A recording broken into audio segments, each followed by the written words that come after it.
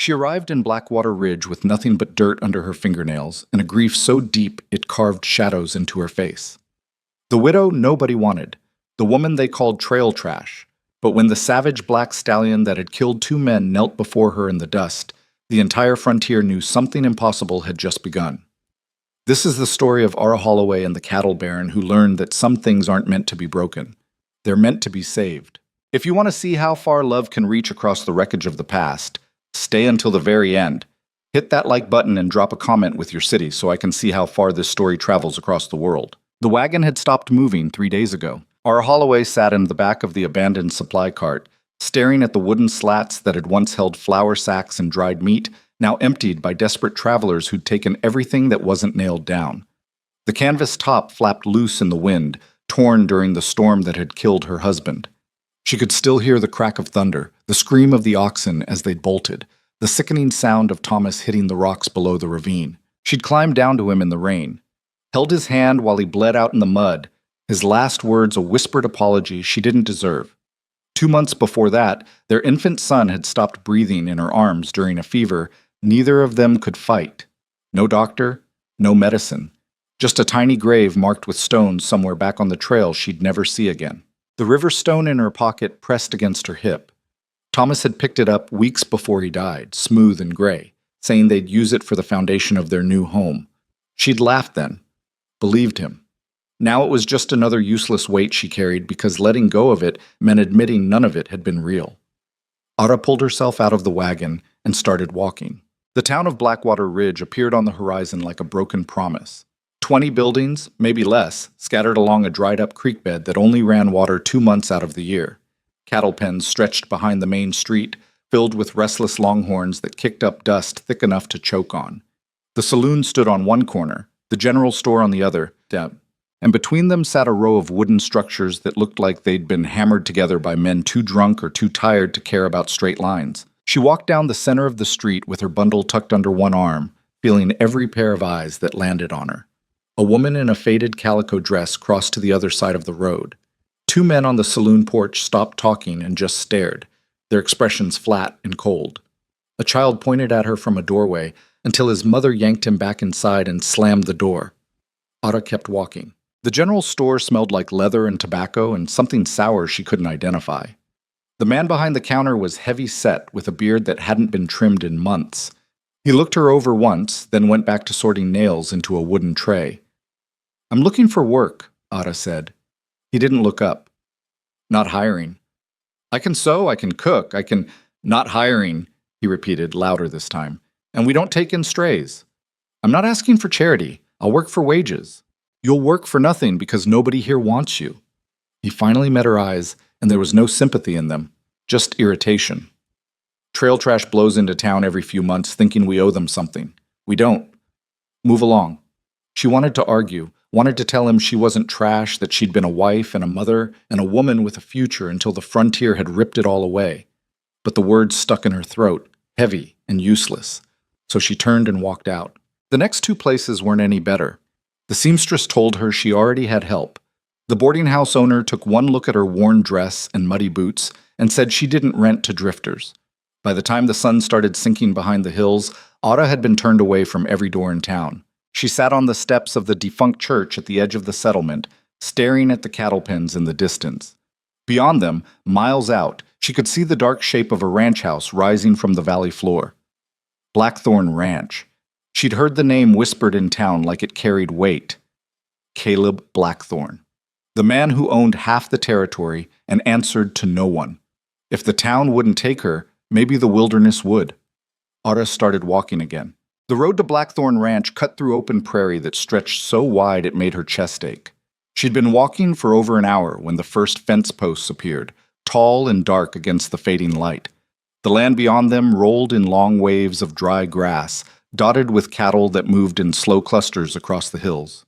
She followed the fence line until the road turned toward a cluster of buildings, barns, bunkhouses, corrals, and at the center of it all, a 2-story ranch house built from dark timber and stone. A man stepped out of the largest barn as she approached. He was tall and lean, with a face like a hatchet and eyes that didn't blink often enough. He wore a foreman's hat and carried a coiled rope over one shoulder.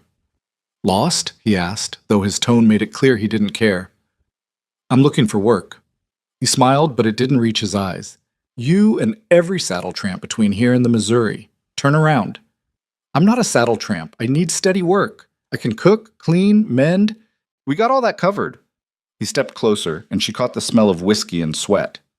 What we don't got is room for desperate widows looking for handouts.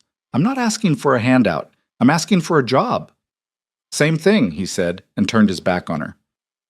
Get off the property before I have the hands run you off. Ada stood there, fists clenched, rage boiling up so hot and sudden she almost said something stupid. But before she could, another voice cut through the air. Silas! The foreman froze. A man emerged from the shadows near the house, moving with the kind of ease that came from owning everything around him. He was broad-shouldered and dark-haired, his face weathered by sun and wind, deep lines carved around his mouth and eyes. He wore work clothes, not the fancy suit she'd seen on other ranchers, and his boots were scuffed with the same dust that covered the pens. But there was no mistaking who he was. Caleb Blackthorne. He looked at her, then at Silas. What's going on? Nothing, boss, just sending off another drifter. Caleb's gaze moved back to Ada. He didn't say anything for a long moment, just studied her like he was trying to read something written in a language he didn't quite understand. She met his eyes and didn't look away, even though her legs were shaking and her throat was dry as dirt. You come from town? He asked. Yes. They send you out here? No, they sent me nowhere. Something shifted in his expression, just a flicker, like he'd heard an echo of something he recognized. What's your name? Ara Holloway. You got people? Ara Holloway? She swallowed hard. No. Where's your husband? Dead. The word sat between them like a stone dropped into still water.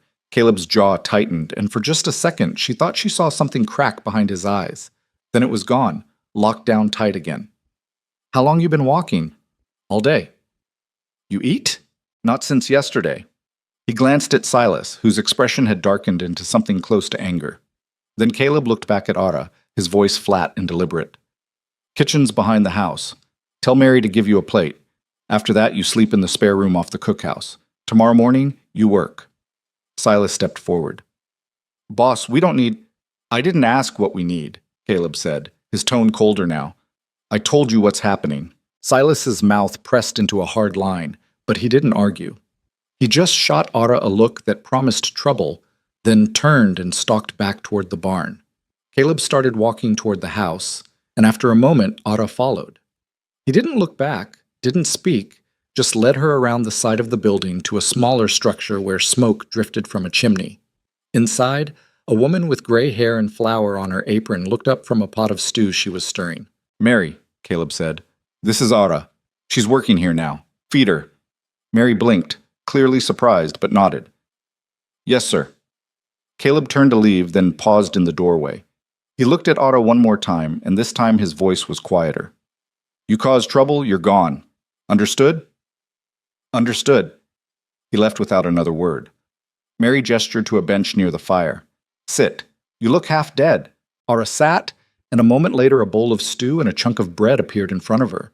She ate slowly, trying not to cry, trying not to think about the fact that this was the first kindness anyone had shown her in weeks. Mary didn't ask questions, just moved around the kitchen with practiced efficiency, occasionally glancing at Ada like she was trying to figure out what storm had blown her in. When the bowl was empty, Mary showed her to a small room at the back of the cookhouse. It had a narrow bed, a washstand, and a single window that looked out over the dark prairie. It wasn't much, but it was more than she'd had in a long time. Ara lay down on the bed fully clothed and stared at the ceiling, the river stone still heavy in her pocket. She didn't know why Caleb Blackthorne had let her stay. Didn't know what he'd seen in her face that made him change his mind. But she knew one thing for certain. She wasn't going to waste the chance. The next morning, Ada woke before dawn to the sound of boots on wood and men's voices outside. She washed her face in the basin, tied her hair back, and stepped out into the cold morning air. The ranch was already alive with movement. Horses being saddled, cattle lowing in the pens, the clang of metal from the blacksmith's shed. She found Mary in the kitchen, already elbow-deep in biscuit dough. What do you need me to do? Ada asked. Mary looked her over, then nodded toward a pile of potatoes in the corner. Peel those. Then fetch water from the pump. After that, we'll see. Ada worked without stopping. She peeled potatoes until her hands cramped, hauled water until her shoulders burned, scrubbed pots until her fingers were raw. Mary didn't say much, but she didn't need to. The work spoke for itself. By midday, the kitchen smelled like roasted meat and fresh bread, and the ranch hands started filing in for their meal. They looked at Otto like she was an odd piece of furniture someone had moved into the room without asking. Most of them ignored her. A few muttered comments she pretended not to hear. Silas came in last, his eyes landing on her with a coldness that made her skin crawl. "Still here," he said. "Still working," Otto replied. His smile was thin and sharp. "Won't last." He took his plate and left, but the threat hung in the air long after he was gone. The days blurred together after that. Otto worked from dawn until long after dark, doing whatever Mary or Caleb asked. She hauled feed to the chickens, mended torn clothing, scrubbed floors, washed dishes, and kept her head down. The other workers barely spoke to her, and when they did, it was usually to bark orders or complain about something she'd done wrong. But she didn't argue, didn't complain. She just worked. Caleb rarely spoke to her directly. He was always moving, checking fences, overseeing cattle drives, meeting with buyers who rode in from distant towns. But sometimes, in the early morning or late evening, she'd catch him watching her from across the yard, his expression unreadable. She didn't know what he was thinking, and she didn't ask. 2 weeks in, Mary sent her out to the horse barn to fetch a saddle that needed mending. The barn was dark and warm, smelling of hay and leather and animal sweat. Otto found the saddle hanging on the wall near the back, but as she reached for it, she heard something. A low, guttural sound. Breathing, heavy and uneven. She turned slowly and saw it. A massive black stallion stood in the corner stall, its coat gleaming like oil in the dim light. It was watching her with eyes that burned, nostrils flared, muscles tense like it was about to explode. She'd heard the men talk about this horse. Nightfall. The stallion that had belonged to Caleb's brother, who'd died breaking it. The horse that had killed 2 men since then and nearly crippled a third. No one touched it. No one even went near it. Otto should have walked away, but she didn't.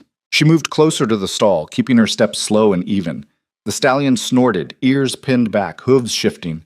She could see the scars along its legs, the wild fury in its eyes. "You're angry," she said quietly. The horse's head jerked. "I know," she continued, her voice barely above a whisper.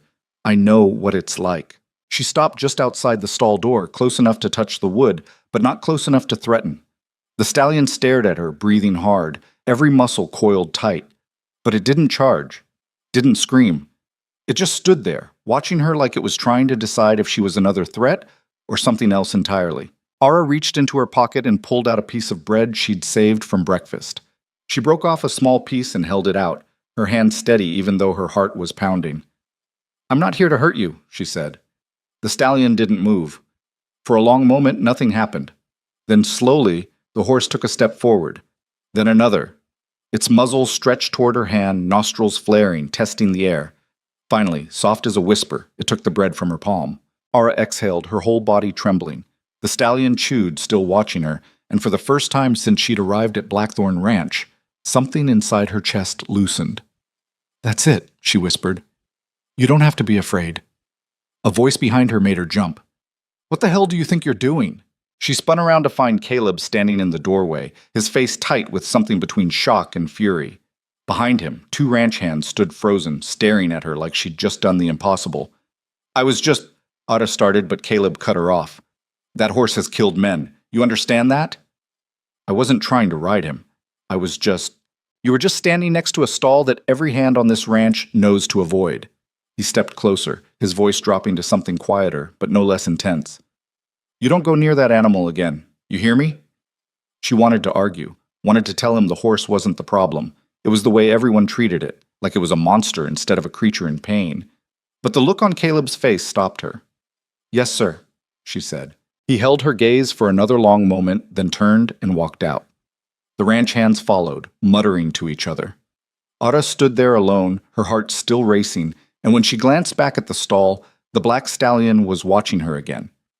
But this time, it wasn't fury in its eyes. It was something else. Over the next few days, the story of what had happened in the barn spread through the ranch like wildfire. The men looked at her differently now. Some with suspicion, others with something closer to awe. Silas's hostility sharpened into something more deliberate. He started assigning her the worst jobs: hauling manure, scrubbing out water troughs in freezing temperatures, carrying feed sacks that weighed more than she did. She didn't complain. She just did the work. But every chance she got, she went back to the barn. She didn't get close to Nightfall's stall, not after Caleb's warning.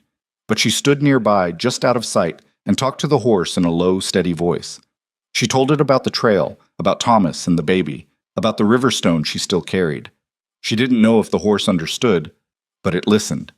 And slowly, day by day, the wild rage in its eyes began to soften. One evening, as the sun dipped below the hills and the ranch settled into quiet, Ara found Caleb sitting on the porch of the main house, a glass of whiskey in his hand.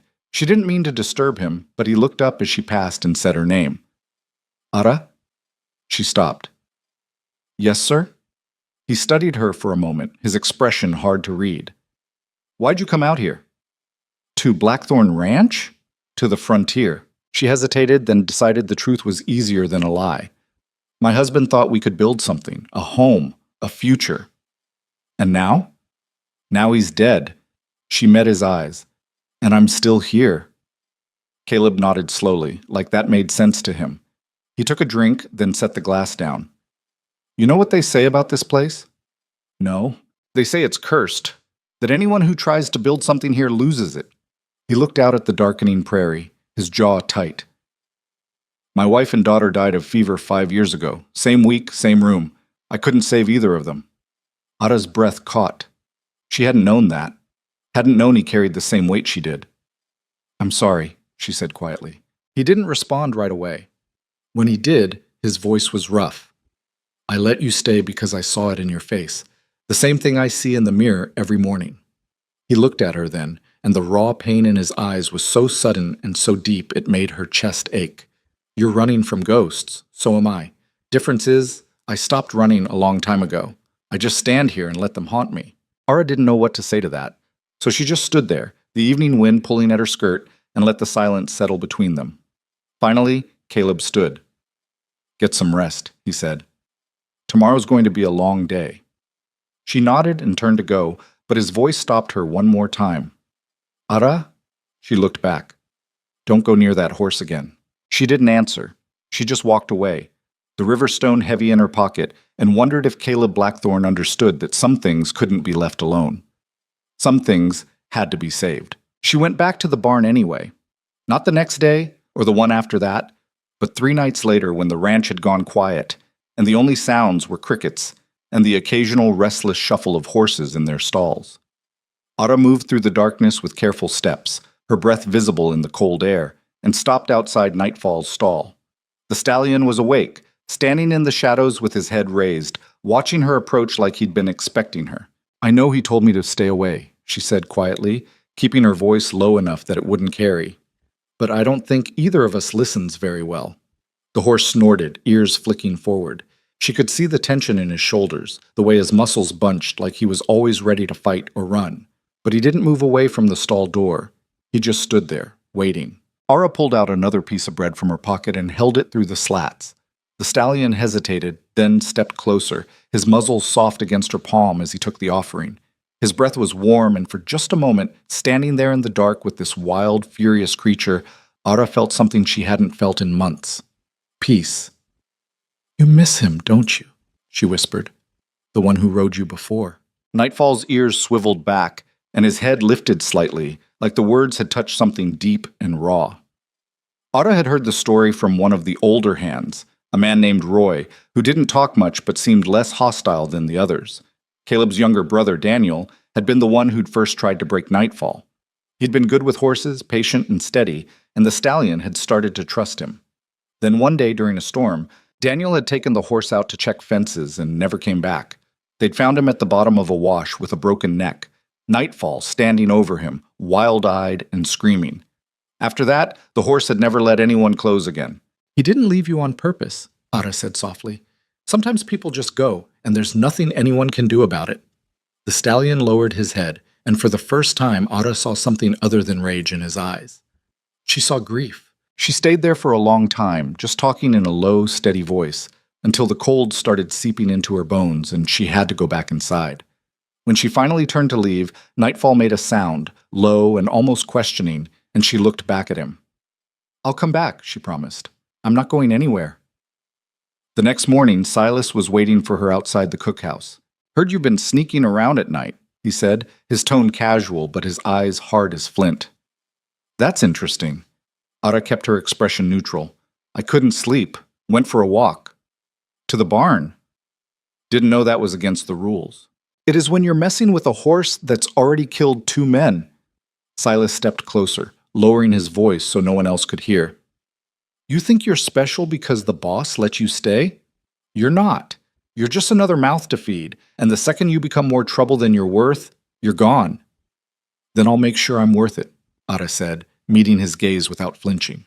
Silas's jaw tightened. You got a smart mouth for someone with nowhere else to go. And you've got a lot of opinions for someone who doesn't own this place. For a second, she thought he might actually hit her. His hand twitched, and his face went dark with anger. But then Mary's voice called from inside the cookhouse, breaking the moment, and Silas took a step back. Watch yourself, he said, his voice low and mean. Accidents happen out here all the time. He walked away, leaving Ada standing there with her heart pounding and her hands shaking. She'd made an enemy. She knew that, but she also knew she wasn't going to back down. Not for him. Not for anyone. The work got harder after that. Silas found every excuse to make her life miserable. He sent her out to mend fences in the freezing rain, assigned her to haul feed sacks that left her arms screaming, and made sure she was always the last one to eat, scraping the bottom of the pot for whatever was left. The other hands noticed but didn't say anything. They just watched, waiting to see how long she'd last. But Ada didn't break. She worked through the pain, kept her head down, and every night, when the ranch went quiet, she went back to the barn. Nightfall started meeting her at the stall door, his wild eyes softening just a little more each time. She brought him bits of apple, carrots when she could steal them from the kitchen, and once, a handful of oats she'd pocketed during the morning feeding. He took them all, his muzzle gentle against her hand, and slowly, the rage that had defined him began to fade. One night she opened the stall door. It was reckless. She knew that, but something inside her refused to believe the horse was beyond saving. She stepped inside, moving slowly, her hands open and empty. Nightfall backed into the corner, his whole body coiled tight, and for a moment she thought he might charge. But then he stopped. Just stopped, and stood there, trembling, watching her with eyes that begged her not to hurt him. I'm not going to hurt you, Ada whispered. I promise. She moved closer, one step at a time, until she was standing right in front of him. She reached out slowly and placed her hand on his neck. His skin twitched under her touch, muscles jumping, but he didn't move away. She stroked him gently, feeling the heat of his body, the steady thrum of his heartbeat beneath her palm. You're not a monster, she said quietly. You're just scared. Nightfall let out a long, shuddering breath, and then, impossibly, he lowered his head and rested it against her shoulder. The weight of it nearly knocked her over, but she stayed upright, wrapping her arms around his massive neck and holding on. And for the first time since she'd lost everything, Ada felt like she'd found something worth fighting for. She didn't hear Caleb until he spoke. You've got a death wish. Ara turned, still holding on to Nightfall, and found Caleb standing just inside the barn, his expression caught between fury and something else she couldn't name. He didn't move closer, just stood there with his arms crossed, staring at her like she'd done something impossible. He's not dangerous, Ada said, her voice steady even though her heart was racing. He's just hurt. He's killed men, because they treated him like a monster. She kept one hand on Nightfall's neck, feeling the stallion's breathing even out under her touch. If you expect something to be violent, it will be. But if you give it a reason to trust you, it might surprise you. Caleb's jaw worked, and for a long moment he didn't say anything. Then he let out a slow breath and shook his head. You're either the bravest woman I've ever met or the most stubborn. Can it be both? A ghost of a smile flickered across his face, gone almost before it appeared. He stepped closer, cautious, his eyes never leaving the stallion.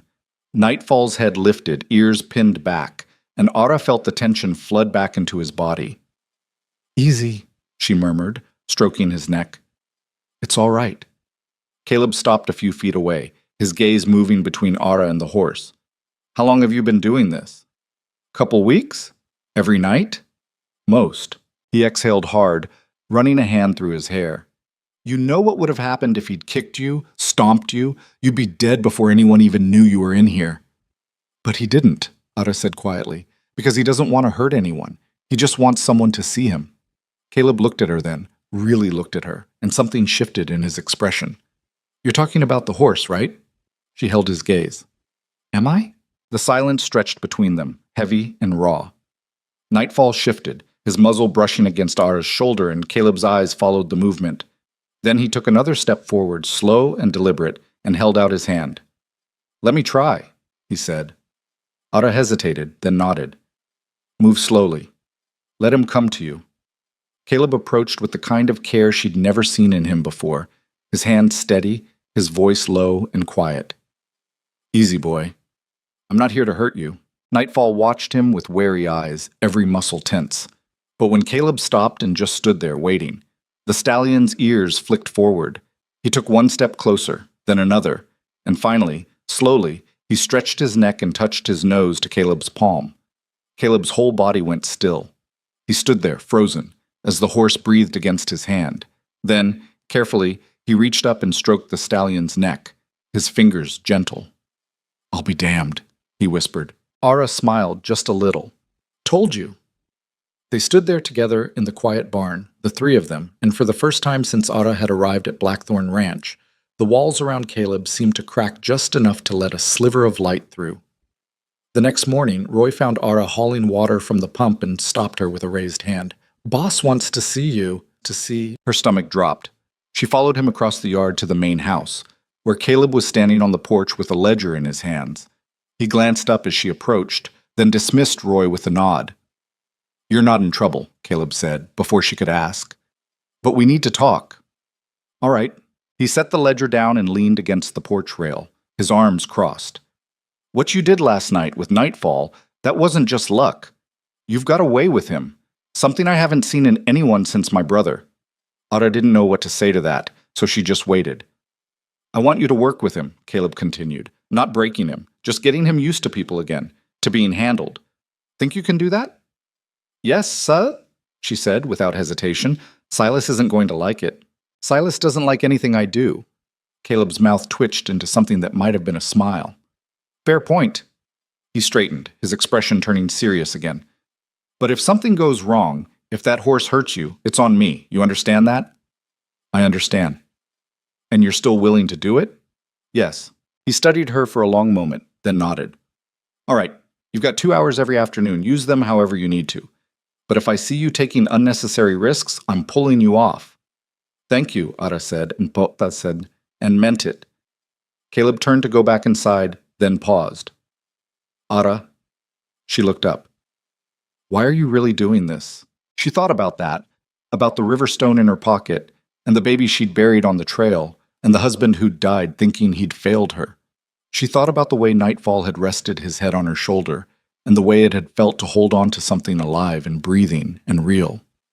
Because he deserves a second chance, she said quietly. And so do I. Caleb didn't respond, but something in his eyes softened, just for a second. Then he nodded and walked back into the house, leaving Ada standing there with her heart pounding and a tiny spark of hope flickering in her chest. From that day on, Ada spent every afternoon in the barn with Nightfall. She worked slowly, patiently, letting him set the pace. She brushed him, talked to him, walked him around the corral on a loose lead. He was still skittish, still prone to sudden bursts of fear when something startled him, but he never turned on her, never even tried. The hands started coming by to watch. At first, it was just Roy, leaning on the fence with his hat tilted back, muttering things like, "Never seen anything like it," under his breath. Then others joined, standing in quiet clusters, their skepticism slowly giving way to something closer to awe. Even Caleb came by sometimes, leaning against the barn door with his arms crossed, watching in silence. Silas stayed away. But Ada could feel his anger like a weight pressing down on the ranch, thick and ugly, and waiting for a chance to strike. Came on a Sunday afternoon, 3 weeks after she'd started working with Nightfall. Ara was leading the stallion around the corral when she heard shouting from the far side of the yard. She tied Nightfall to the post and jogged over to find a crowd gathered near the equipment shed. In the center of it, Silas and Roy were facing off, their voices raised and fists clenched. "I don't care what she says," Silas was shouting. "That horse is dangerous, and letting her play around with it is going to get someone killed." "She's doing fine," Roy shot back. Better than fine. That animal's calmer now than he's been in years. Calmer? Silas laughed, harsh and bitter. He's a killer. Always has been. Always will be. And when he finally snaps and takes her head off, it'll be on your conscience. Enough, Caleb said, stepping into the circle. His voice wasn't loud, but it cut through the noise like a blade. Both of you, back off. Silas turned to him, his face flushed with anger. Boss, you're making a mistake. That woman doesn't know what she's doing, and that horse is going to hurt someone. We need to put him down before... Before what? Caleb interrupted, his tone cold. Before he proves you wrong? The words landed hard, and Silas's expression twisted into something ugly. This isn't about being wrong. It's about keeping people safe. Then let me make this clear, Caleb said, stepping closer. Ara stays. Nightfall stays.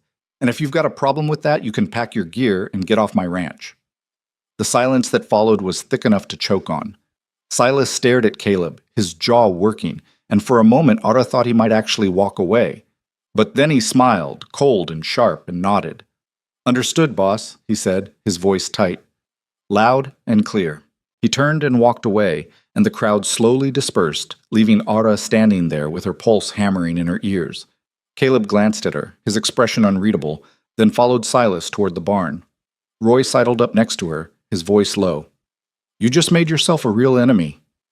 I know, Ara said quietly. He's not going to let this go. I know that too. Roy shook his head, then clapped her on the shoulder. Well, if you're going down, at least you're going down swinging. She managed a weak smile, but the unease in her chest didn't fade. Silas was dangerous. She'd known that from the start. But now he wasn't just angry. He was threatened. And threatened men did stupid, reckless things. That night, Ara couldn't sleep. She lay in her narrow bed, staring at the ceiling, listening to the wind rattle the shutters. Finally, she gave up and pulled on her coat, slipping outside into the cold darkness. The ranch was quiet, everyone else asleep, and she walked slowly toward the barn, needing the comfort of nightfall's presence. She found Caleb there instead.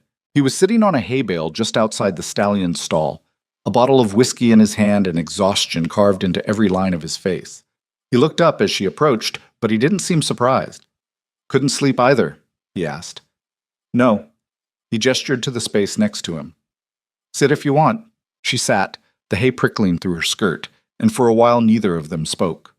Nightfall shifted in his stall, his breathing soft and even, and the silence between them felt oddly comfortable. I should have put that horse down years ago, Caleb said finally, his voice rough. Would have saved everyone a lot of trouble. But you didn't. No. He took a drink, then stared at the bottle like it held answers he couldn't find. My brother loved that animal, spent months working with him, training him, talking to him like he was a person. And when Daniel died, it felt like putting the horse down would be like killing him all over again. Ara looked at him, at the grief etched into his face, and understood. So you kept him? Yeah, kept him locked up, kept everyone away from him, and told myself I was doing the right thing. He laughed, bitter and tired. But I wasn't doing it for the horse. I was doing it because I couldn't let go. There's nothing wrong with that, Ara said quietly. Isn't there? Caleb turned to look at her, his eyes dark and raw. I've been holding on to ghosts for 5 years, Ara. My wife, my daughter, my brother. And every day I wake up and think maybe today I'll finally let them go. But I never do. She didn't know what to say to that. Didn't know how to tell him she understood because she was doing the same thing. So she just reached into her pocket and pulled out the river stone, holding it in her palm where the moonlight caught its smooth surface. My husband picked this up on the trail, she said. Said we'd use it for the foundation of our new home. I've been carrying it ever since, even though there's no home and there never will be. Caleb looked at the stone, then at her. Why do you still have it? Because letting go of it feels like admitting none of it mattered, that he died for nothing, that I lost my son for nothing. Her voice cracked and she had to stop, swallowing hard. I know it's just a rock, but it's all I have left. Caleb was quiet for a long time. Then he set the bottle down and leaned forward, his elbows on his knees. You know what I think? What? I think we're both fools. He looked at her, and for the first time since she'd met him, there was something almost gentle in his expression. But at least we're fools together. Ara smiled, just a little, and they sat there in the darkness, two broken people holding onto stones and ghosts, trying to figure out how to let the living back in. The days grew longer after that night in the barn, the sun rising earlier and setting later as spring pushed its way across the prairie. The work didn't get easier, but Autumn found herself settling into the rhythm of it, her hands growing calloused and strong, her body adapting to the relentless demands of ranch life. She still spent her afternoons with Nightfall, and the stallion had started letting her saddle him, though she hadn't tried to ride yet. That was the step neither of them were ready for. Caleb watched her progress with something that looked like cautious hope. He started joining her in the corral sometimes, not saying much, just leaning against the fence with his arms crossed while she worked. Once, she caught him smiling when Nightfall nuzzled her shoulder looking for treats, and when their eyes met, he looked away quickly, like he'd been caught doing something he shouldn't. "You're getting attached," Ara said one afternoon, brushing dust off Nightfall's flank. "To the horse?" Caleb asked. "To the idea that things can change." He was quiet for a moment, then pushed off the fence and walked closer. "Maybe I am. Is that so bad?" "No," she said, glancing at him over the stallion's back. "But it's dangerous. Hope makes you vulnerable." "And what's the alternative? Giving up?" "Some days that feels easier." Caleb moved around Nightfall, coming to stand beside her. He was close enough that she could smell the leather and dust on his clothes, feel the warmth of him in the cool air. "I used to think that too," he said quietly. "After my wife and daughter died, I wanted to just stop. Stop feeling, stop trying, stop everything. But you know what I learned?" "What?" "Stopping doesn't make the pain go away, it just makes you hollow." Ara looked up at him, at the lines around his eyes and the grief that still lived in his face, and she understood. They were both hollow, both carved out by loss, but maybe, just maybe, they were starting to fill back up with something real. The moment broke when Roy came jogging across the yard, his face tight with urgency. "Boss, we got a problem." Caleb turned. "What is it?" "Fence down on the north pasture. Looks like someone cut it. Cattle are scattering into the hills." Caleb's expression darkened. "How many head?" "At least 50, maybe more." "Hell." Caleb was already moving, his long strides eating up the distance to the barn. "Get every man who can ride. We need to round them up before they hit rough country." Roy nodded and took off running. Ada tied Nightfall securely and followed Caleb, her heart pounding. Cut fences weren't accidents. Someone had done this deliberately. Within 20 minutes, the ranch was chaos. Horses were saddled, men were shouting, and Caleb was barking orders with the kind of authority that made everyone snap to attention. Ada stood near the barn, feeling useless, until Caleb spotted her. "You know how to ride?" he asked. "Yes." "Well enough to keep up?" She hesitated, then nodded. "Yes." "Then get a horse. We need every hand we've got." She didn't waste time arguing. She grabbed a saddle and bridled one of the older mares, a steady roan named Dusty who'd seen more cattle drives than most of the men on the ranch.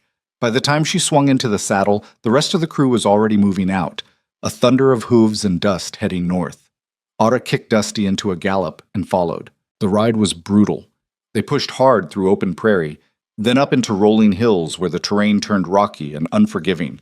The cattle had scattered wide, panicked and confused, and rounding them up was like trying to catch smoke. Ara worked alongside Roy and two other hands, driving strays back toward the main herd, while Caleb and Silas pushed from the other side. She didn't see Silas much during the chaos, but every time she caught a glimpse of him, his face was twisted with something dark and mean. He was shouting at the other men, driving them harder than necessary, and once she saw him deliberately spook a group of cattle that Roy had just gotten under control, forcing them to scatter again. "He's making this worse," Roy muttered, riding up beside her as they chased down another stray. "On purpose." "Why would he do that?" Ada asked, though she already suspected the answer. "Because he wants the boss to look bad, wants to prove he's the only one who can keep this place running." Roy spat into the dust. "Man's got ambition that'll get people killed." They worked until the sun started sinking, painting the sky in shades of orange and red. By the time they'd rounded up most of the cattle and driven them back toward the ranch, everyone was exhausted, their horses lathered and blowing hard. Caleb rode at the front, his jaw set, and Ada could see the tension radiating off him in waves. They were halfway back when one of the younger hands, a kid named Tommy, came riding up fast from the rear. "Boss, we got trouble!" Caleb reined in hard. "What kind of trouble?" "Some of the herd broke off and headed toward the cliffs. Must be 20 head, maybe more." "Damn it!" Caleb looked around at his exhausted crew, then made a decision. Roy, take the main herd back. Tommy, Silas, you're with me. Ara, I'm coming, she said, before he could tell her to go back. Caleb looked like he wanted to argue, but there wasn't time. He nodded once and spurred his horse forward, and Ara followed, her heart hammering against her ribs. The cliffs rose up like jagged teeth on the northern edge of the property, a series of steep drops and narrow paths that cattle had no business being near. By the time they reached the area, the light was fading fast, turning everything into shadows and uncertain shapes. Ara could hear the cattle before she saw them, their panicked lowing echoing off the rock walls. Spread out, Caleb ordered. Drive them back slow. If they spook and run, they'll go right over the edge. They split up, each taking a different angle. Ara moved carefully, guiding Dusty along the narrow path, her eyes straining to see in the dim light. The cattle were bunched up near a drop-off, their eyes rolling white with fear, and she could see why. The ground here was unstable, loose gravel and crumbling rock that shifted under their hooves. She was easing them back, inch by inch, when she heard a shout. It was Tommy, his voice high and scared. The ground's giving way. Ara turned just in time to see a section of the cliff edge collapse, taking 2 steers with it. They went over in a cascade of dust and rock, their bellows cut short by the sickening impact below. The rest of the herd panicked, surging forward, and suddenly everything was chaos.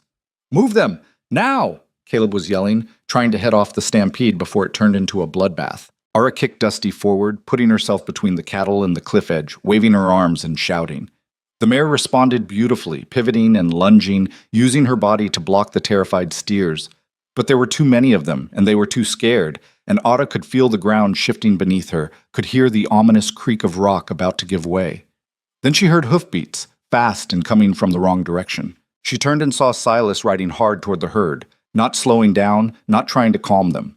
He was driving them forward, deliberately pushing them toward the edge, and his face in the dying light was twisted with something that looked like satisfaction. Silas, stop! Caleb's voice roared across the cliffs, but Silas didn't stop. He rode straight into the herd, scattering them, and the cattle surged forward in a blind panic. Ara saw it happening like a nightmare unfolding in slow motion. The steers hit the unstable ground near the edge, and it started to crumble, a chain reaction of collapsing rock and sliding gravel. She tried to turn Dusty away, but there were cattle everywhere, pressing in from all sides, and the mare stumbled. Then something black and massive exploded out of the shadows. Nightfall. The stallion came out of nowhere, moving like a force of nature, his hooves striking the ground with enough power to shake the earth. He charged straight into the panicked herd, his body a wall of muscle and fury, and the cattle broke around him like water hitting stone. He drove them back, away from the edge, his screams cutting through the chaos, and for a moment everything seemed to stop. Ara stared, her breath caught in her throat. She hadn't brought nightfall, hadn't even considered it, but somehow the stallion had broken free and followed them, and now he was doing what no human could do, turning the stampede through sheer wild force. Caleb was there too, riding alongside Nightfall, his face set with grim determination as they pushed the herd back from the cliff. Tommy joined them, and together they managed to get the cattle moving in the right direction, away from the drop-off and back towards safer ground. But the damage was already done.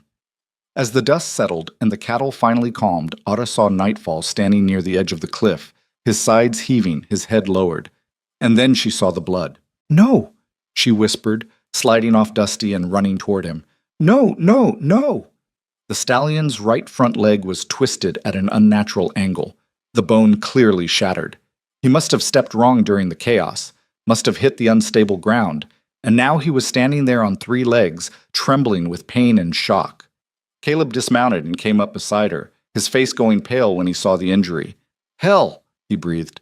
"We have to help him," Ara said, her voice shaking. "We can splint it. We can—" "Ara!" Caleb's voice was gentle but firm. "That's not a break we can fix. Not out here. Not for a horse. Then we bring him back to the ranch. We get a vet. There's no vet within 2 days' ride, and even if there was, a shattered leg like that—" He trailed off, his jaw working. "He's in pain. The kindest thing we can do is end it." "No!"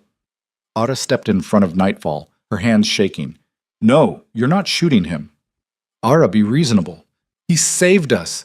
Her voice cracked, tears streaming down her face.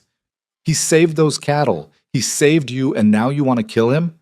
I don't want to, Caleb said, and there was real anguish in his voice. But keeping him alive like this is cruel. You know that. I don't care. She planted herself between Caleb and the horse, her whole body shaking with rage and grief. You're not touching him. Caleb stared at her, and she could see the conflict tearing him apart. Behind them, Tommy and Silas had gathered, their faces grim. Silas looked almost pleased, and that made Ara's fury burn even hotter. This is your fault, she said, turning on him. You drove those cattle toward the edge on purpose. Silas's expression didn't change. I was trying to get them away from the cliff. You're a liar. Careful, Silas said, his voice low and dangerous. You're talking about things you don't understand. I understand plenty, Ara shot back. I understand you've been trying to get rid of me since the day I got here. I understand you're so scared of losing your place on this ranch that you'd risk killing people to keep it. And I understand that you did this. That's enough, Caleb said, his voice cutting through the argument like a whip. He looked at Silas, and there was something cold and final in his expression. Get back to the ranch. Now. Boss, Now. Silas's jaw tightened, but he didn't argue. He swung back into his saddle and rode off into the gathering darkness, leaving the rest of them standing there in tense silence. Caleb turned back to Ara. We still need to deal with the horse. Then deal with me first, she said, her voice hard. Because I'm not moving. They stood there facing each other, the dying light painting everything in shades of red and gold, and Ara could see the moment Caleb made his decision. His shoulders dropped, and he let out a long, defeated breath. All right, he said quietly.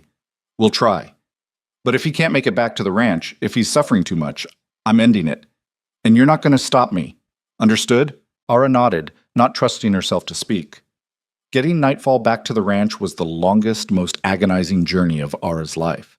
They fashioned a makeshift splint from branches and rope, trying to stabilize the leg enough that he could move without making it worse. The stallion was in agony, every step a visible struggle, but he kept going. He trusted her. And that trust was the only thing keeping him alive. Caleb rode beside her the whole way, his face carved from stone, and she knew he was preparing himself for the moment when they'd have to stop. When the pain would be too much, and the only merciful choice would be a bullet. But that moment never came.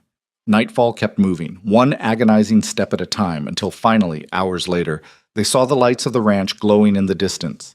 Mary was waiting when they rode in, her face pale with worry. What happened? Get every blanket we have, Caleb said, dismounting, and send Tommy into town for the doctor. The doctor? Mary looked confused. For a horse? Just do it, Caleb snapped, and Mary hurried off without another word. They got Nightfall into the barn and down onto a thick bed of hay. The stallion was trembling violently now, his eyes glazed with pain, and Ara knelt beside him, stroking his neck and whispering soothing words that felt hollow and useless. Caleb crouched on the other side, his hand resting on the horse's shoulder. He shouldn't have survived this long, he said quietly. He's strong, Ara said, her voice fierce. He's not giving up. Neither are you. She looked up at him, and in the lamplight, she could see the exhaustion and grief written across his face. If you'd lost him tonight, she said softly, you'd never forgive yourself. Would you? Caleb was silent for a long moment. Then he shook his head. No, I wouldn't. Then let me try to save him, please. He reached across Nightfall's body and took her hand, his grip warm and solid. All right, he said. We try. The doctor arrived near midnight, a grizzled old man named Hollis, who looked like he'd seen everything the frontier had to throw at him. He examined Nightfall's leg with steady hands and a grim expression, then sat back on his heels. It's bad, he said. Bones shattered in 3 places. Even if we set it, there's no guarantee it'll heal right, and the infection risk. He trailed off, shaking his head. Can you fix it? Ara asked. I can try, Hollis said, but I'm a doctor, not a veterinarian. I've set broken bones on people, not horses. And even if I do everything right, the odds are against us. What are the odds? Caleb asked. Hollis met his eyes. 1 in 10, maybe less. The barn went quiet. Even the other horses seemed to sense the weight of the moment, standing still in their stalls. Ara looked down at Nightfall, at the magnificent animal who'd saved them all, and felt something crack open inside her chest. 1 in 10 is better than 0, she said. Hollis nodded slowly. All right then, let's get to work. What followed was hours of brutal, painstaking effort. Hollis worked with the kind of steady precision that came from decades of practice, setting the bone fragments, stitching torn flesh, wrapping the leg in splints and bandages. Ara held Nightfall's head in her lap, stroking his face and talking to him in a constant stream of quiet words while Caleb held the lamp and handed Hollis whatever he needed. By the time the first light of dawn crept through the barn doors, Hollis was washing blood off his hands and Nightfall was unconscious, his breathing shallow but steady. "That's all I can do," Hollis said, drying his hands on a towel. "Now it's up to him. If he makes it through the next 3 days without infection, he's got a fighting chance.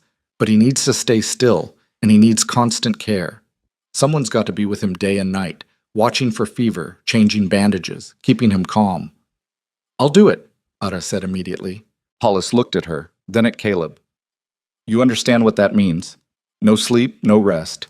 Just sitting here waiting to see if he lives or dies." "I understand," Ara said. Caleb squeezed her shoulder. "I'll help. We'll take shifts." Hollis packed up his bag and stood, his old bones creaking. "You're both crazy," he said, but there was something like respect in his voice. "But I hope to hell it works." After he left, Caleb and Ara sat in the quiet barn, watching Nightfall's chest rise and fall. The exhaustion was catching up with both of them, but neither moved. "You should get some sleep," Caleb said finally. "So should you." "I'm not leaving him." "Neither am I." Caleb smiled, tired and sad. "Stubborn." "You already knew that." They sat in silence for a while, and then Caleb spoke again, his voice quiet. "When my daughter got sick, I sat with her like this. 3 days and 3 nights, watching her fight something I couldn't see and couldn't stop. And when she finally—" He stopped, swallowing hard. "When she died, I thought I'd never feel that helpless again." Otto reached over and took his hand. "You're not helpless now. You're fighting." "We're fighting," he corrected, his fingers tightening around hers. "Together." And in that moment, sitting in the straw-dusted barn with a dying horse and the weight of their shared grief pressing down on them, something shifted. The walls they'd both built around their hearts cracked a little wider, letting in just enough light to see each other clearly. The next 3 days were the longest of Ara's life. She and Caleb took turns sitting with Nightfall, monitoring his breathing, checking for fever, coaxing him to drink water when he woke. Mary brought food that mostly went uneaten, and Roy stopped by to offer quiet words of encouragement. The rest of the ranch moved around them like a distant world they were no longer part of. Silas didn't come near the barn, but Ara could feel his presence like a shadow at the edge of everything, waiting. On the second night, Nightfall's fever spiked. His body burned with heat, and he thrashed weakly, his eyes rolling white with pain. Ara held his head while Caleb sponged him down with cool water, both of them working frantically to bring the temperature down. "Come on," Ara whispered, tears streaming down her face. "Don't give up now, please." The fever broke just before dawn, leaving Nightfall weak and trembling but alive. Ara collapsed against the stall wall, sobbing with relief, and Caleb pulled her into his arms, holding her while she cried. "He's gonna make it," Caleb said, his voice rough. "He's gonna make it." On the third day, Nightfall lifted his head and drank water on his own. The fire came back into his eyes, just a flicker, but it was enough. Ara laughed, a sound halfway between joy and exhaustion, and pressed her forehead against the stallion's neck. "You stubborn, beautiful bastard," she whispered. "You did it." Caleb was standing in the doorway, watching them with an expression she'd never seen before. It was raw and open, and full of something that looked like hope. "Ara," he said softly. She looked up. "Thank you," he said, "for not giving up, for making me fight when I wanted to quit, for all of it." She stood and walked over to him, her legs shaky from exhaustion. "You don't have to thank me." "Yes, I do." He reached out and cupped her face in his hand, his thumb brushing away a smudge of dirt on her cheek. "You came here with nothing, and you've given this place something it hasn't had in years. Life, hope, a reason to keep going." Her breath caught. "Caleb, I don't know what happens next," he said, his voice low and intense. "But I know I don't want to go back to the way things were before. I don't want to be alone anymore." "Neither do I," she whispered. He leaned down and kissed her, gentle and tentative, like he was afraid she might disappear. And for the first time since the trail had taken everything from her, Ara felt like she'd finally come home. When they finally pulled apart, the sun was fully up, streaming through the barn doors and turning the dust motes into floating gold. Caleb rested his forehead against hers, his breath warm on her face, and neither of them spoke. There was nothing to say that the kiss hadn't already told them. Nightfall nickered softly from his stall, breaking the moment, and Otta laughed, the sound watery and exhausted. "I think someone's jealous. He's got no room to complain," Caleb said, his voice rough with emotion. "He's got you all to himself most of the time." Otta stepped back, suddenly self-conscious, and wiped at her face. She probably looked terrible, covered in dirt and hay and dried tears, but Caleb was looking at her like she was something precious, and that made her chest ache in a way that had nothing to do with grief. "I should clean up," she said. "You should sleep," Caleb corrected. "I'll stay with him." "Caleb, you haven't slept in 3 days, Otta. You're dead on your feet." He took her shoulders gently, turning her toward the door. "Go. Rest. I promise I'll come get you if anything changes." She wanted to argue, but her body was screaming for rest, and she knew he was right. 2 hours, she said. Then you wake me. 4. 3. His mouth quirked into a smile. Deal. She left the barn on shaking legs and made it to her room before her body gave out completely. She collapsed onto the narrow bed fully clothed and was asleep before her head hit the pillow. When she woke, the light slanting through the window told her it had been much longer than 3 hours. She sat up, disoriented and groggy, and stumbled outside to find the sun already past its peak. Mary was hanging laundry near the cookhouse, and she smiled when she saw Otta. "About time you woke up," Mary said. "Boss said to let you sleep." "How long has it been?" 6 hours, give or take." "Damn it!" Otta headed toward the barn, her heart pounding. "How's Nightfall?" "Resting easy, last I heard. Boss is still with him." Otta found Caleb exactly where she'd left him, sitting on a hay bale next to Nightfall's stall, his head tipped back against the wall and his eyes closed. He looked exhausted, lines of worry carved deep around his mouth. But when she stepped closer, he opened his eyes and smiled. "You're supposed to be sleeping," she said. "So are you. You lied about the 3 hours. You needed more than 3 hours." He stood, stretching, and she heard his spine pop. "He's been quiet. Drinking when I offer it. No fever. I think we're through the worst of it." Otta moved to the stall and looked in at Nightfall. The stallion's eyes were clearer now, the pain-glazed look gone, and when he saw her, he lifted his head slightly. She reached through the slats and stroked his muzzle, relief flooding through her so strong it made her knees weak. "Hey, boy," she whispered, "you scared the hell out of me." Nightfall blew out a soft breath against her palm, and she could have sworn he understood. Caleb came to stand beside her, close enough that their shoulders touched. "We should talk," he said quietly. "About what happened this morning." "About Silas." The name landed like a stone in still water, sending ripples of tension through the moment. Otta turned to face him, her stomach tightening. "What about him?" "I'm firing him," Caleb said, his voice flat and final. "Today. What he did out there driving those cattle toward the cliff, it wasn't an accident, and even if I didn't have proof, I can't have a foreman I don't trust. He's going to fight you on it." "Let him." Caleb's jaw set. "This is my ranch, my decision." And he's done. Aura wanted to feel relieved, but all she felt was dread. Men like Silas didn't go quietly. They burned everything on their way out. "Be careful," she said. "He's dangerous." "I know." Caleb touched her face, just briefly, his fingers warm against her skin. "But so am I when someone threatens what's mine." The way he said it, the possessiveness in his voice, sent heat rushing through her. She wasn't sure if he meant the ranch or something else, but either way, it made her breath catch. "When are you going to do it?" she asked. "Soon as I find him." Caleb stepped back, his expression hardening into something colder. "Stay here with Nightfall. I don't want you anywhere near this." "Caleb, please, Otta." His voice softened, just a fraction. "Let me handle this." She wanted to argue, wanted to tell him she could take care of herself, but the look in his eyes stopped her.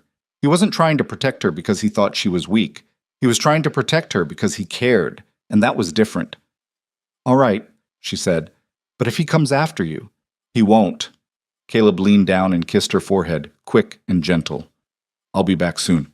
He left, and Otta stood there in the quiet barn, listening to his footsteps fade. Then she went into Nightfall's stall and sat down in the straw beside him, resting her hand on his neck. The stallion sighed and lowered his head into her lap, and they stayed like that, two survivors waiting for the storm they both knew was coming. Caleb found Silas in the bunkhouse, packing his saddlebags. Word must have already spread because the other hands were conspicuously absent, and the building was empty except for the two of them. Silas looked up when Caleb walked in, and his face twisted into something ugly.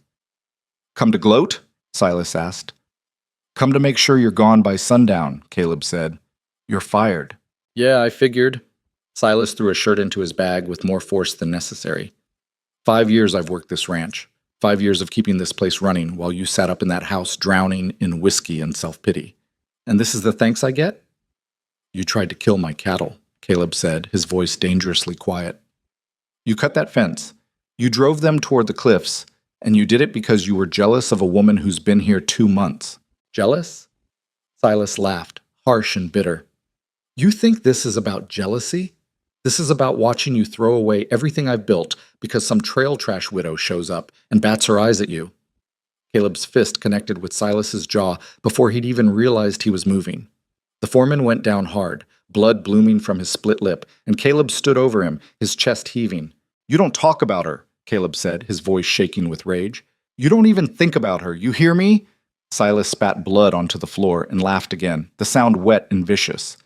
"You really think she cares about you? She's using you, same as everyone else. Soon as she gets what she wants, she'll be gone."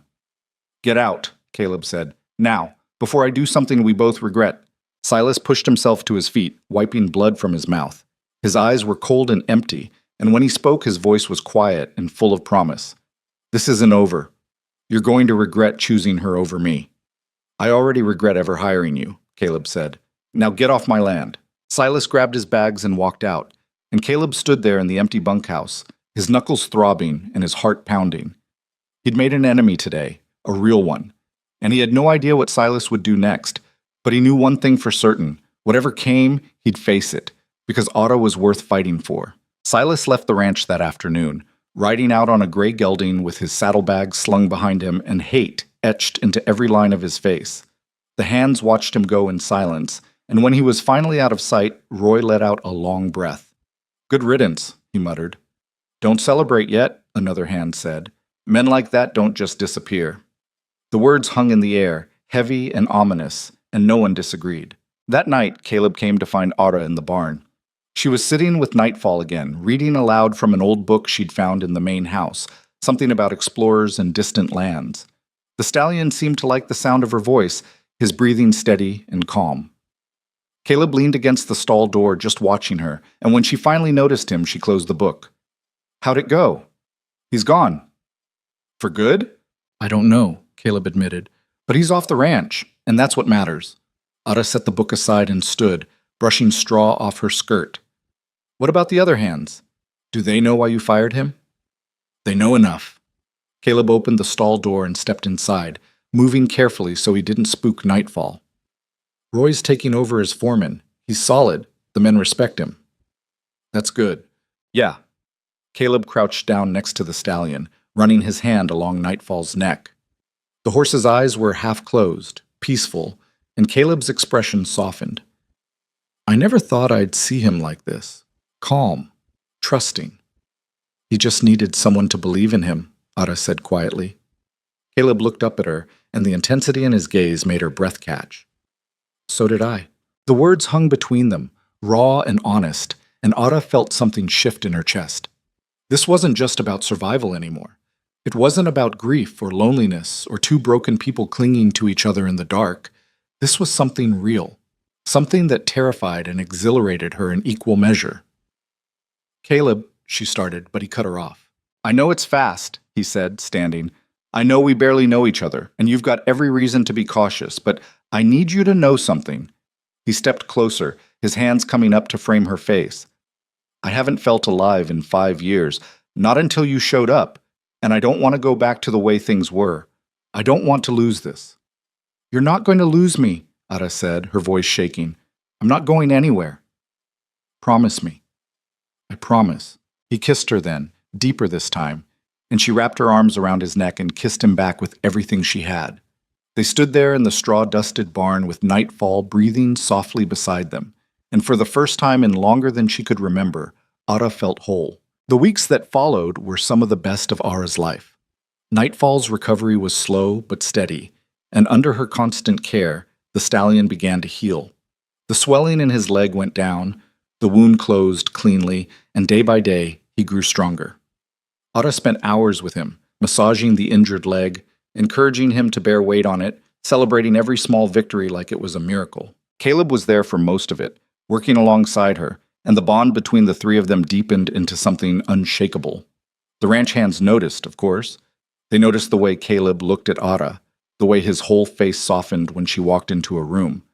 They noticed the way she smiled at him, open and unguarded in a way she'd never been before. And slowly, grudgingly, they started treating her less like an outsider and more like one of them. Mary was the first to say it out loud. She cornered Ara in the kitchen one afternoon, her arms crossed, and a knowing look on her face. "You and the boss," she said. "It's serious." Ara felt her cheeks heat. "I don't know what you mean." "Don't play coy with me, girl. I've got eyes." Mary smiled, warm and genuine. "And I'm glad. He's been dead inside for too long. You brought him back." "He brought himself back," Ara said quietly. "I just gave him a reason." "Same thing." Mary squeezed her shoulder. "Just don't hurt him. He's been through enough." "I won't," Ara promised, and meant it. But happiness, she was learning, was fragile on the frontier. Just when you thought you'd finally found solid ground, something came along to shake it loose. It started with the cattle. Roy noticed it first. 3 head missing from the south pasture, the fence cut clean through. Then 5 more from the east ridge. Then a water trough poisoned, killing 6 steers before anyone realized what had happened. Each incident was small, isolated, easy to dismiss as bad luck or predators. But taken together, they formed a pattern. Someone was sabotaging the ranch. Caleb called a meeting in the main barn, his face grim. The hands gathered around him, their expressions tense, and Ara stood in the back, her arms crossed. "I'm not going to sugarcoat this," Caleb said. "Someone's targeting us, deliberately, and I think we all know who." "Silas," Roy said, his voice flat. Caleb nodded. "He's holed up somewhere close, probably with a few men he's hired on. And he's trying to bleed us dry, 1 head of cattle at a time." "So what do we do?" one of the younger hands asked. "We double the patrols," Caleb said. 2 men on watch at all times, rotating every 4 hours. No one rides alone. And if you see Silas or anyone working with him, you come find me. Don't engage. Understood?" The men nodded, their faces hard, and the meeting broke up. Ara stayed behind, waiting until everyone else had left before approaching Caleb. "He's not going to stop," she said quietly. "I know." "So what's the plan?" Caleb looked at her, and the exhaustion in his eyes made her ache. "I don't know yet, but I'm working on it. Let me help." "Don't shut me out," she said, stepping closer. "We're in this together, remember? You said so yourself." He sighed, running a hand through his hair. "I don't want you in danger." "Too late for that." She took his hand, lacing their fingers together. "Whatever happens, we face it. Together." Caleb stared at their joined hands, then pulled her into his arms, holding her tight. "I don't deserve you," he muttered against her hair. "Yes, you do," she said. "You just forgot for a while." The attacks continued. A barn fire that they caught just in time. Fences cut in 3 different places on the same night. A stampede triggered by gunshots in the middle of the night, scattering cattle across miles of open range. Each time they fought back, patched the damage, and kept going. But it was taking a toll. The hands were exhausted, the cattle were skittish, and the ranch was hemorrhaging money. Ara threw herself into the work, doing whatever needed to be done. She rode fence lines, helped drive scattered cattle, stayed up through the night on watch shifts. And through it all, Nightfall continued to heal. 6 weeks after the injury, he was walking without a limp. 8 weeks, and he was trotting around the corral, his movements still careful but growing stronger every day. "He's going to be all right," Ara told Caleb one evening, watching the stallion move across the pen. "He's really going to be all right." Caleb stood beside her, his arm around her waist, and nodded. "Thanks to you." "Thanks to both of us," she corrected. "And to him. He's a fighter." "So are you." She leaned into him, feeling the solid warmth of his body, and tried not to think about the fact that everything they'd built was under attack. Tried not to think about Silas out there in the darkness, plotting his next move. But she couldn't shake the feeling that the worst was still coming.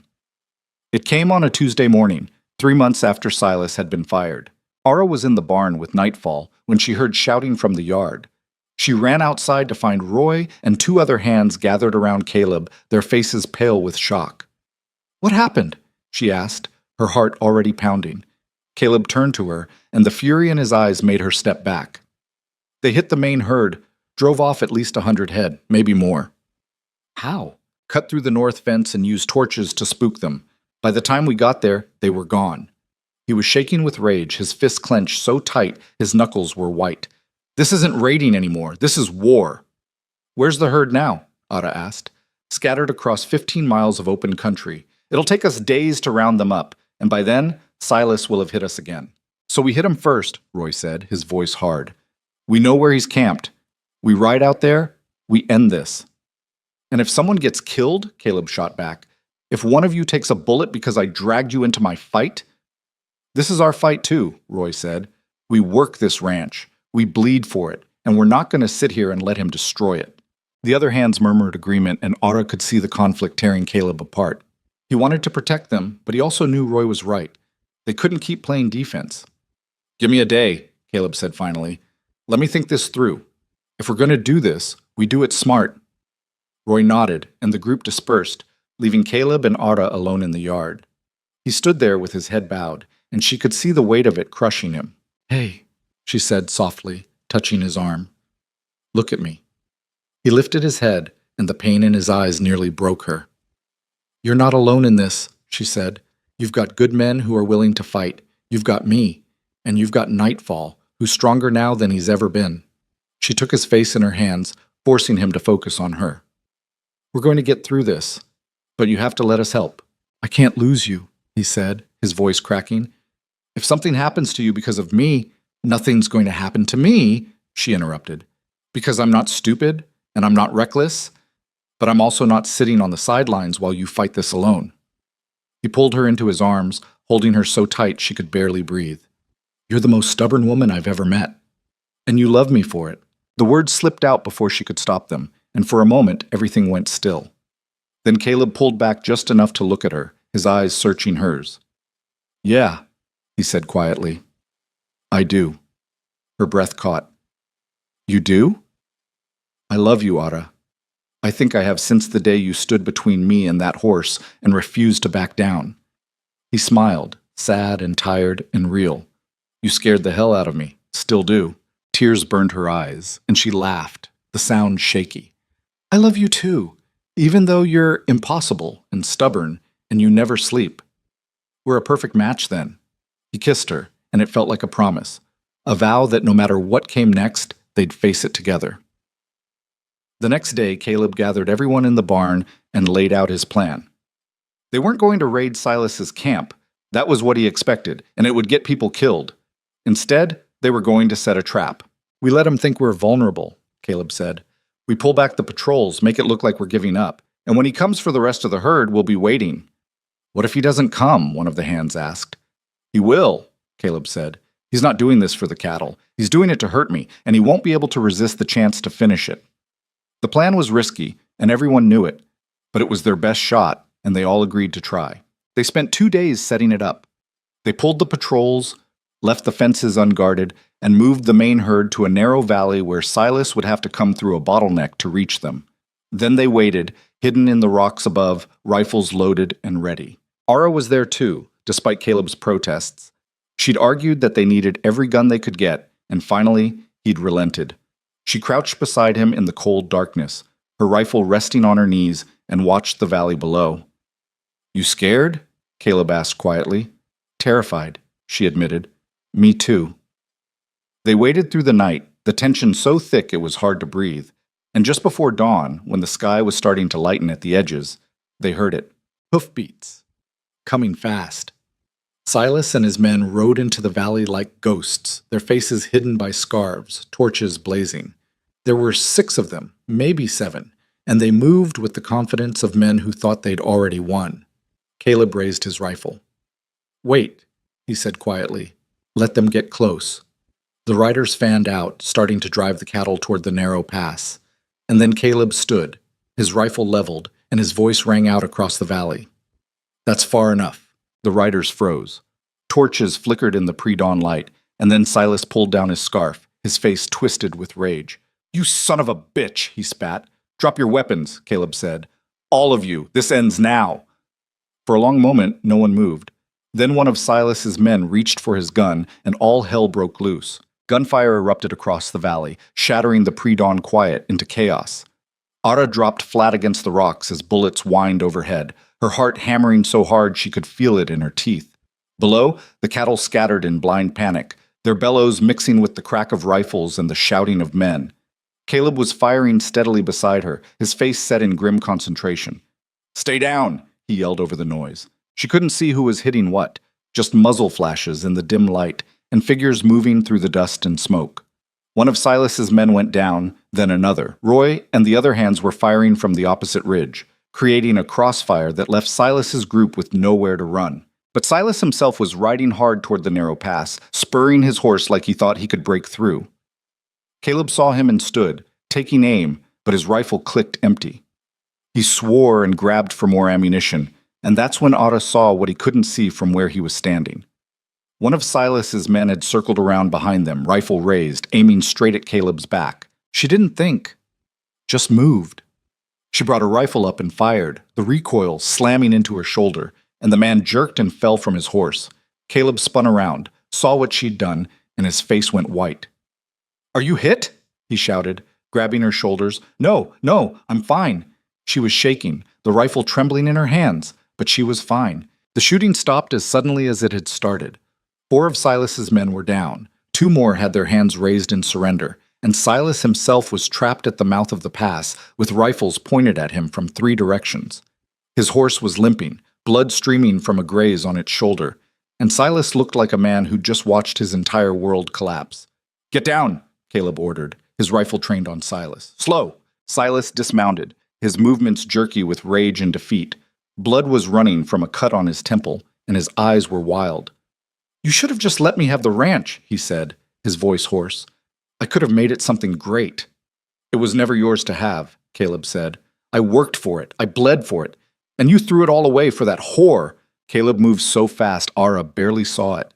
He crossed the distance between them in 3 strides and hit Silas so hard the man crumpled to the ground. Then Caleb was on him, fists flying, all the rage and grief and fear of the past months pouring out in a violence that was as terrifying as it was raw.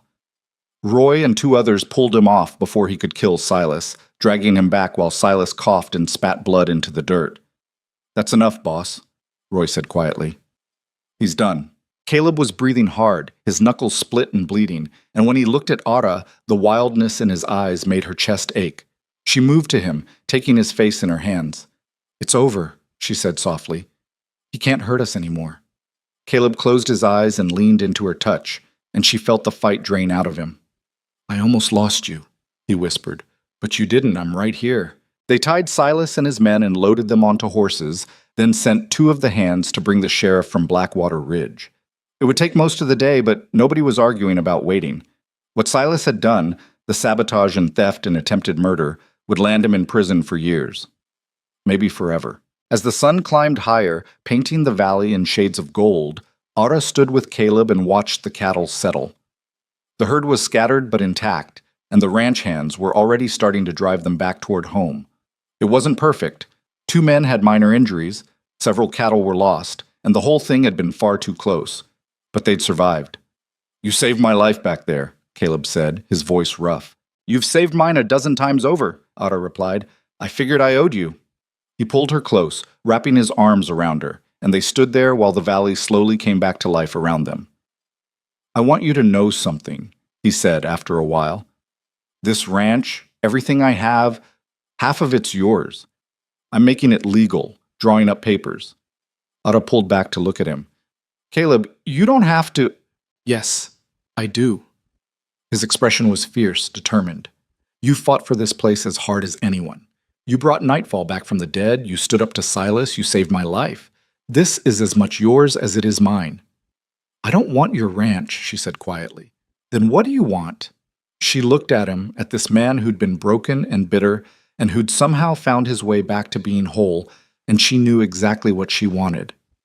"You," she said simply. "Just you." His eyes softened, and he kissed her, gentle and deep, while the morning sun turned everything golden and the sound of cattle and men working drifted across the valley like a promise. The ride back to the ranch felt different, lighter, like a weight they'd all been carrying had finally lifted. The hands were laughing and joking, the tension that had gripped the place for months finally broken. Roy rode up beside Ara and Caleb, a rare smile on his weathered face. "You two make a hell of a team," he said. "We do all right," Caleb replied, and the pride in his voice made Ara's chest warm. When they finally reached the ranch, Mary was waiting on the porch, her hands twisted in her apron. She let out a cry of relief when she saw them all alive and mostly unhurt, and within minutes the entire place was buzzing with the story of what had happened.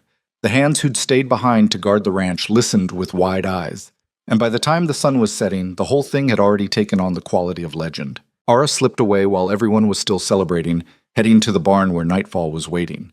The stallion nickered when he saw her, limping over to the stall door, and she felt tears prick her eyes.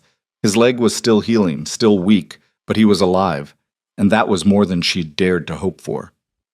"We did it," she told him, stroking his nose. "We won."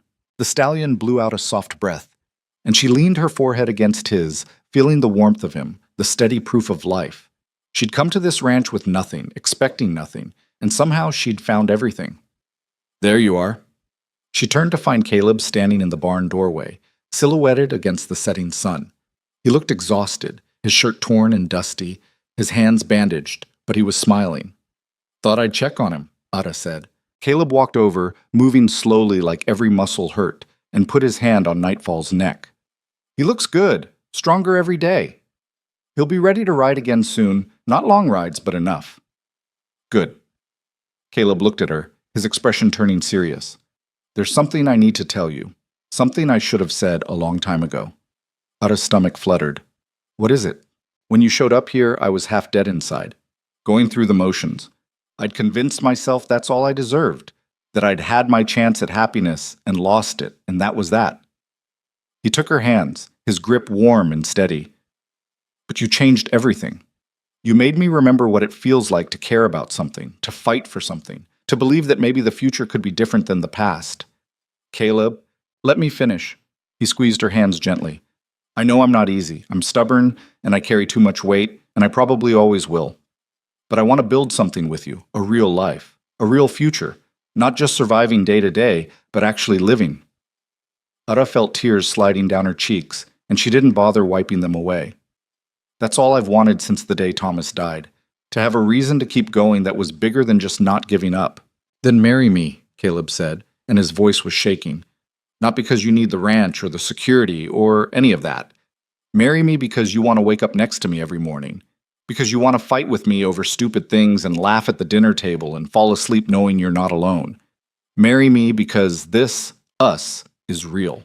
She couldn't speak, could barely breathe. So she just nodded over and over until he pulled her into his arms and held her so tight she could feel his heartbeat against hers. "Yes," she finally managed. "Yes, I'll marry you." They stood there in the quiet barn while the sun dipped below the horizon and the ranch settled into evening, and for the first time since she'd lost everything, Ada felt like she'd finally come home. The wedding happened 3 weeks later, simple and quick, with just the ranch hands and Mary and a traveling preacher who happened to be passing through.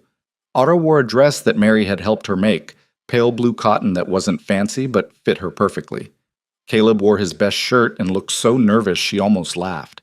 They said their vows standing on the porch of the main house, with Nightfall watching from the corral and the whole prairie spread out behind them like a blessing. Roy stood as witness, trying not to cry and failing, and when the preacher pronounced them married, the entire ranch erupted in cheers. The celebration went late into the night, with food and music and dancing under the stars. Ada danced with Caleb, with Roy, with half the hands on the ranch, until her feet hurt and she couldn't stop smiling. And when the party finally wound down and everyone drifted off to their bunks, she and Caleb walked hand in hand to the house that was now theirs together. "You tired?" Caleb asked as they climbed the stairs. "Exhausted," Ada admitted, "but happy." "Me too." They reached the bedroom and Caleb paused, suddenly awkward. "I should tell you, I haven't, shared this room with anyone since—" "I know," Ada said gently. "We don't have to rush anything." But when she kissed him, slow and sweet, He kissed her back with a hunger that spoke of months of loneliness and longing. They moved to the bed, fumbling with buttons and laces, laughing when things didn't cooperate. And when they finally came together, it was messy and imperfect and absolutely right. Afterward, they lay tangled in the sheets, Caleb's arm around her and her head on his chest, listening to his heartbeat slowly return to normal. "I love you," he said into the darkness. "I love you too," she replied, "even when you snore." "I don't snore." "You absolutely do." He laughed, the sound rumbling through his chest, and pulled her closer. "We're going to be all right, aren't we?" "Yes," Ada said, and meant it. "We're going to be just fine." The next few months passed in a blur of hard work and quiet happiness. With Silas gone and the sabotage ended, the ranch began to thrive again. The cattle fattened on summer grass, buyers came through offering good prices, and slowly, steadily, Blackthorn Ranch found its footing. Ara worked alongside Caleb every day, learning the business side of ranching, dealing with buyers and suppliers, managing the books. It turned out she had a head for numbers, and more than once Caleb told her she was better at it than he'd ever been. She also continued working with Nightfall, and by late summer the stallion was sound enough to ride. The first time she swung into the saddle, her heart was in her throat. Nightfall shifted beneath her, testing, and she half expected him to explode.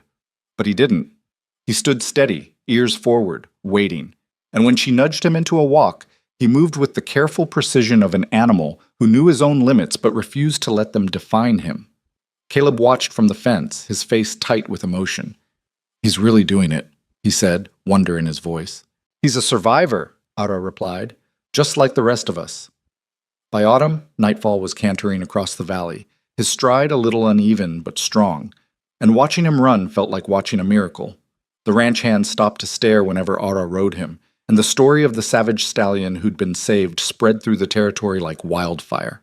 People started coming by just to see him, and more than once Caleb had to turn away offers to buy the horse for ridiculous sums of money. "He's not for sale," Caleb always said. "Not now. Not ever." One afternoon in early October, Ara and Caleb rode out to the northern ridge where the whole valley spread out below them. The leaves were turning gold and red, and the air had that crisp quality that promised winter was coming. They sat on their horses side by side, Nightfall and Caleb's bay gelding standing easy, and just looked. "You ever think about the day you showed up here?" Caleb asked. "All the time," Ara said. "I was so lost, so sure I didn't have anything left to offer the world. And now? Now I know that's what grief does. It makes you believe you're empty, that there's nothing left inside you worth saving." She looked at him, this man who'd taken a chance on her when no one else would. "But that's a lie. There's always something left. You just have to find someone brave enough to help you see it." Caleb reached over and took her hand. "You did that for me too, you know. I thought I was doing you a favor by letting you stay, but really, you were saving me." "We saved each other," Ada corrected. "That's how it works." They rode back to the ranch as the sun began to set, painting the sky in shades of fire and gold. When they reached the barn, Ada found a letter waiting for her, delivered by a rider from town. The handwriting was unfamiliar, and when she opened it, her breath caught. It was from a lawyer in Denver. The widow of a man named Thomas Holloway had been listed as a beneficiary in a distant relative's will. A small inheritance, nothing grand, but enough to provide security. Enough to prove that she hadn't been forgotten. Ara read the letter twice, then folded it carefully and slipped it into her pocket. She'd use some of it to improve the ranch, she decided. Maybe build a new barn or buy better breeding stock. The rest she'd save, a cushion against the hard years that the frontier always delivered sooner or later. That evening, she and Caleb sat on the porch watching the stars come out. She told him about the letter, and he smiled, genuinely happy for her. "You earned that," he said. "I earned this," she corrected, gesturing to the ranch, to the life they'd built. "That's just money." "Still, it's good. It means you've got options." "I don't need options." She leaned against him, feeling the solid warmth of his shoulder. "I've got everything I want right here." Winter came hard and fast that year, the first snow falling in late November and not letting up until the entire valley was buried in white. The work was brutal, checking on cattle in freezing temperatures, breaking ice on water troughs, hauling feed through drifts that came up to their knees. But they managed. Together. Ara learned to read the weather the way Caleb did, watching the sky for signs of incoming storms. She learned which cattle were troublemakers and which were steady. She learned the rhythm of the ranch in winter, the quiet mornings, and the exhausted evenings, and the way everything slowed down under the weight of snow. And through it all, Nightfall thrived. His leg had healed as well as it was ever going to, leaving him with a slight limp that only showed when he was tired. But he was strong and healthy, and on the rare clear days, Ara would ride him across the frozen prairie, feeling the power in his stride and the trust in the way he responded to her hands. "You two are something else," Roy said one afternoon, watching them work together. "Never seen anything like it." "He just needed someone to believe in him," Ada said, the same thing she told Caleb all those months ago.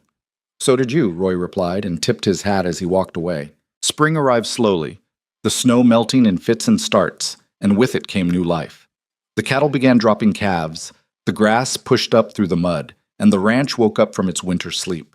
Ada spent her days checking on newborns, doctoring sick animals, and working alongside the hands to repair fences and equipment. And one morning in early April, she woke up sick. It happened 3 days in a row before Mary noticed. The older woman found Ara bent over a bucket behind the barn, her face pale and clammy, and put 2 and 2 together immediately. "How late are you?" Mary asked bluntly. Ara straightened, wiping her mouth. "What?" "You're monthly. How late?" Ada's heart stopped. She'd been so busy she hadn't even thought about it, but now that Mary mentioned it, she realized she couldn't remember the last time. 6 weeks, she said slowly. "Maybe 7. Mary smiled, warm and knowing. "You need to tell him." "Tell him what? I don't even know for sure." "You know," Mary interrupted. "A woman always knows." Ada told Caleb that night after dinner when they were alone on the porch watching the stars. She was terrified, her hands shaking, because she had no idea how he'd react. He'd lost a child before, lost a wife. What if he couldn't handle the thought of going through that again? "I need to tell you something," she said, her voice barely above a whisper. Caleb turned to her, concern flickering across his face. "What's wrong?" "Nothing's wrong. At least I don't think it is." She took a deep breath. "I'm pregnant." The silence that followed felt like it lasted forever. Caleb just stared at her, his expression unreadable, and Ada felt panic rising in her chest. "Say something," she whispered. "Are you sure?" His voice was hoarse, strained. "Pretty sure. Mary thinks so too." Caleb stood abruptly, and for a terrible moment Ada thought he was going to walk away. But instead he knelt in front of her, taking her hands in his, and she saw tears streaming down his face.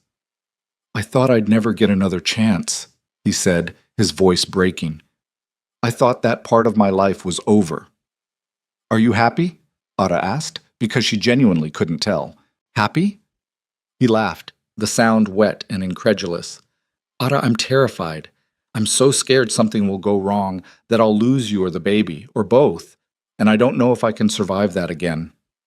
"You won't lose us," she said firmly, cupping his face. "I'm strong, and this baby is going to be strong, and we're going to be fine." "You can't promise that." "No," she admitted, "but I can promise I'll fight like hell, for this baby, for us, for everything we've built." Caleb pulled her into his arms and held her while he cried, all the fear and grief and hope pouring out of him in great shuddering sobs. And Ada held him back, this man who'd saved her and who she'd saved in return, and knew that whatever came next, they'd face it together. The pregnancy was hard. Ada was sick for months, losing weight she couldn't afford to lose, and there were nights when Caleb sat up with her, holding her hair back while she retched, his face gray with worry. But slowly, steadily, she got through it. By summer, the sickness had passed, and she started to show, her belly rounding under her work dresses. The ranch hands treated her like she was made of glass, trying to take over her chores, but Ada wasn't having it. She worked right up until the last month, stubbornly insisting she was fine, driving Caleb crazy with worry. "You're going to hurt yourself," he said for the 100th time, watching her haul a bucket of feed. "I'm pregnant, not dying," she shot back. "Women have been doing this since the beginning of time." "Not my wife," he muttered, taking the bucket from her. The baby came on a cold October night, almost exactly a year after Ada had arrived at the ranch. The labor was long and brutal, and there were moments when Ada thought she might not survive it. But Mary was there, steady and calm, and Caleb held her hand through every contraction, his face pale but determined. When the baby finally came, a squalling, red-faced girl with a shock of dark hair, Ada sobbed with relief and exhaustion. Caleb cut the cord with shaking hands, and when Mary placed the baby in Ara's arms, he sat on the edge of the bed and cried like his heart was breaking. She's perfect, he whispered, touching the baby's tiny hand. She's absolutely perfect. What should we name her? Ara asked, exhausted but happier than she'd ever been. Caleb looked at the baby, then at Ara, and smiled through his tears. Hope, he said. Her name is Hope. The first year of Hope's life was chaos. She was colicky and demanding, keeping them up at all hours, and Ara learned what true exhaustion felt like. But she also learned what joy felt like, watching Caleb with their daughter, seeing the way he held her like she was the most precious thing in the world. He was a different man now, softer in some ways but stronger in others, and Ara fell in love with him all over again. Nightfall, impossibly, seemed to understand that there was a baby in the house. He stood quiet whenever Ara brought Hope out to the barn.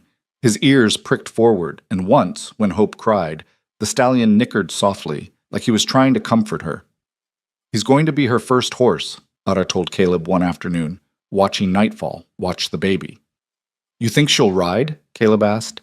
I know she will. She's got your stubbornness and my determination. She won't have a choice.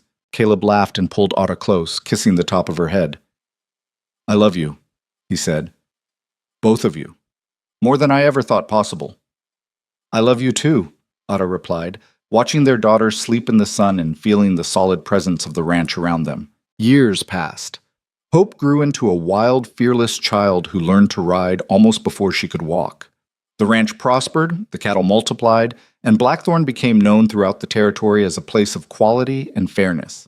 Ara and Caleb added 2 more children to their family, a boy they named Daniel after Caleb's brother, and another girl they called Rose. The river stone that Ara had carried across the frontier now sat on the mantel in the main house, the cornerstone of the home they'd built together. She looked at it sometimes and remembered the woman she'd been, broken and lost and sure she had nothing left to give, and she marveled at how wrong she'd been. Because courage, she'd learned, wasn't about being unbreakable. It wasn't about surviving alone or never feeling pain. Courage was about getting back up after life knocked you down. It was about opening your heart even when you were terrified of losing everything again. It was about believing that the future could be different than the past, even when all the evidence suggested otherwise. And love, real love, wasn't about finding someone perfect. It was about finding someone broken in all the same places you were and deciding to heal together. On a warm summer evening, when Hope was 5 and Daniel was 3 and Rose was barely a year old, Ara and Caleb stood on the porch, watching their children play in the yard. Nightfall grazed in the pasture beyond, still strong despite his years, and the ranch stretched out around them in every direction, golden and green and alive. You ever think about how different things could have been? Caleb asked, his arm around her waist. All the time, Ara admitted. If you'd turned me away that first day, if Nightfall had died on that cliff, if either of us had been too scared to try. But we weren't, Caleb said.